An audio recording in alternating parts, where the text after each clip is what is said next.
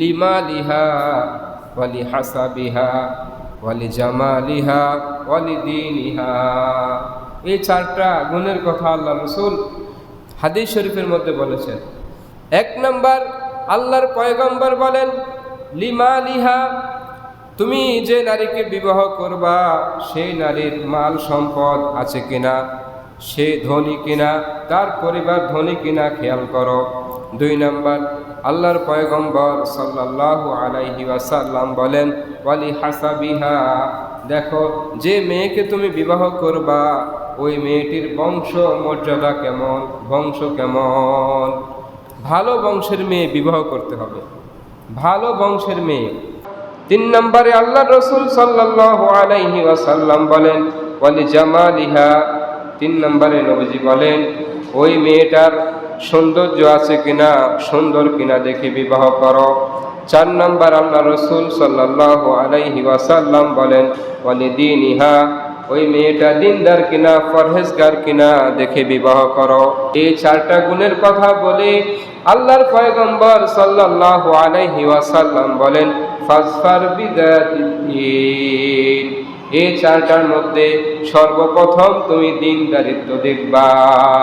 সুবহানাল্লাহ, কি দেখতে হবে? দিনদারিত্ব। মেয়েটা দিনদার কিনা, নামাজি কিনা, পরহেজগার কিনা, এটা যদি তুমি দেখো তাহলে তুমি সফল। আর এটা না দেখে যদি অন্যগুলো দেখো, টাকা পয়সা দেখো, সুন্দর কিনা দেখো, অন্য অন্য বিষয়গুলো যদি দেখো তাহলে তুমি তারিবাত ইয়াদাক, তাহলে তুমি লাঞ্ছিত হইবা, অপমানিত হইবা। এখন যে সমস্যা হয়, আমরা যারা বিবাহ করি আমরা শুধু দেখি মেয়েটা সুন্দর কিনা, কি বলেন, ছেলেরা পাগল হয়ে যায় সুন্দর মেয়ে দেখলেই, আর মাথা ঠিক থাকে না, শুধু সুন্দর কিনা। আবার আমরা যারা গার্ডিয়ান আছি, অভিভাবক আছি, আমাদেরও একটা দোষ আছে, আমরা দেখি মেয়ের বাবার টাকা পয়সা আছে কিনা, কথা বলেন ঠিক কিনা। আমরা শুধু দেখি টাকা আছে কিনা, পয়সা আছে কিনা, আর আমাদের ছেলেরা দেখে মেয়ে সুন্দর কিনা। অথচ আল্লাহর পয়গম্বর বলেন ফাজফার বিদাতিদ্দিন, দেখো মেয়েটা দিনদার কিনা, মেয়েটার আমল দেখো, আখলাক দেখো, মেয়েটার চরিত্র দেখো। সুবহানাল্লাহ। দেখেন সমস্যা কোন জায়গা থেকে শুরু হচ্ছে। নবীজি বলেন ফাজফার বিদাতিদ্দিন, দিনদারিত্ব দেখে বিবাহ করো।